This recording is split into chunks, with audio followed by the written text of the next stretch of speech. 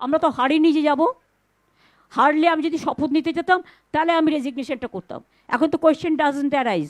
ভারতের পশ্চিমবঙ্গ বিধানসভা নির্বাচনে বিজেপির কাছে তৃণমূল কংগ্রেস হেরে যাওয়ার পরদিন পদত্যাগ না করার এমন ঘোষণা দিয়েছেন বিদায়ী মুখ্যমন্ত্রী মমতা বন্দ্যোপাধ্যায়। জানিয়েছেন ফ্যাক্ট ফাইন্ডিং কমিশন গঠন করবেন তিনি। তবে প্রথা অনুযায়ী বিধানসভা নির্বাচনের পর রাজভবনে গিয়ে রাজ্যপালের কাছে পদত্যাগপত্র জমা দেন বিদায়ী মুখ্যমন্ত্রী।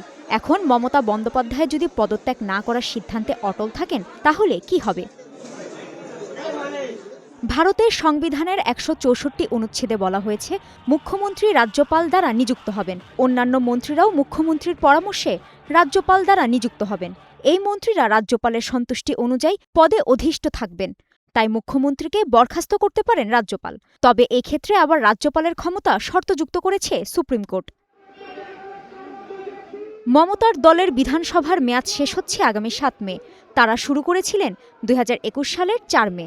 ভারতের সংবিধানের ১৭২ অনুচ্ছেদে বলা হয়েছে প্রতিটি রাজ্যের বিধানসভা প্রথম সভার জন্য নির্ধারিত তারিখ থেকে ৫ বছর পর্যন্ত মেয়াদে থাকবে। এই মেয়াদ শেষ হলে বিধানসভা বিলুপ্ত হবে। অর্থাৎ ভারতের সংবিধান অনুযায়ী ২ দিন পর পশ্চিমবঙ্গের বিদ্যমান বিধানসভার মেয়াদ বিলুপ্ত হয়ে যাবে। মমতা না চাইলে ভারতের সংবিধান অনুযায়ী তিনি আর স্বপদে থাকতে পারবেন না। পশ্চিমবঙ্গে এবারের বিধানসভা নির্বাচনে ২৯৩টি আসনের মধ্যে ২০৭টিতে জয় পেয়েছে বিজেপি। বিদায়ী মুখ্যমন্ত্রী মমতা বন্দ্যোপাধ্যায় নেতৃত্বাধীন তৃণমূল কংগ্রেস জিতেছে ৮০টি আসনে। কাজী শাহরিন, স্টার নিউজ।